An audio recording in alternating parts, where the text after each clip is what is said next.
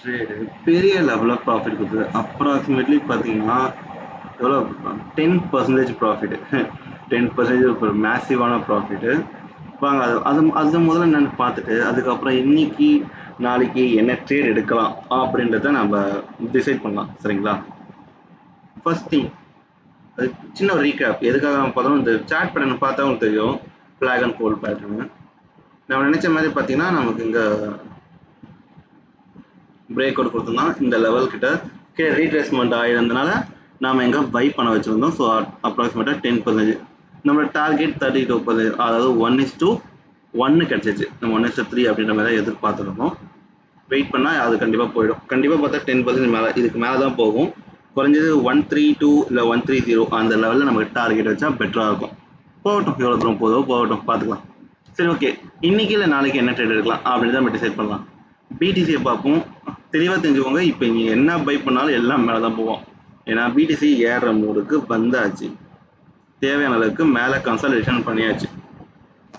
இப்போ எனக்கு தெளிவாக தெரியுது, இங்கே நல்லா கன்சல்டேட் ஆகலாம். எவ்வளோ முடியுமோ அந்த அளவுக்கு நம்ம இங்கே பிடிசி வாங்கினா போதும். நேற்று வீடியோ பார்க்காதவங்க போய் பாருங்கள், அது பின்னணி என்ன டீட்டெயிலாக தெரியும். அப்ராக்சிமேட்டாக நம்மளோட டார்கெட்டை மினிமம் ஒரு 2000 பாயிண்ட்ஸ் நம்ம எடுக்கலாம். 2000 ஆல்மோஸ்ட் 2%. ஓகேவா? எதிர்பார்க்கலாம் இந்த அளவுக்கு ஸ்பாட்டில் இப்போ இந்த இடத்துல வாங்கினா கூட மார்க்கெட் ரேட்டில். அண்ட் தென் நெக்ஸ்ட் பார்த்தீங்கன்னா எத்திரியம் நம்ம நேற்று பார்க்கல, இன்றைக்கி தான் பார்க்குறோம். அதனால் ஒரு தடவை ரீகேப் பண்ணிடலாம். இங்கே நல்லா பார்த்தீங்கன்னா உங்களுக்கு தெளிவாக தெரியும். இது நம்ம இப்படி க்ளோஸ் பண்ணிவிட்டு நம்ம ட்ராப். இப்போ இந்த லெவல் வந்து பார்த்தீங்கன்னா பெரிய சப்போர்ட்டு. வீக்லியில் டேயில் பார்த்தீங்கன்னா சப்போர்ட்டில் பேட்டர்னை க்ரியேட் பண்ணிட்டு தான். ஸோ மோஸ்ட்லி இது திரும்பி மேலே போயிட்டு இந்த லெவல் 2000 லெவல், அந்த ஒரு சைக்காலஜிக்கல் அதை பிரேக் அவுட் கொடுக்காம கீழே இறங்கி திரும்பி வந்தாங்கன்னா பிரேக் கீழே இறங்க வாய்ப்பு 1500 கீழே அசால்ட்டாக போயிடும். 4 ஹவர்ஸில் பார்த்தீங்கன்னா உங்களுக்கு தெளிவாக தெரியும், நல்லா பேட்டர்ன் க்ரியேட் பண்ணிடலாம். இப்போ பிரேக் அவுட் கொடுக்குறதுக்காக வெயிட் பண்ணுறான். மேக்ஸிமம்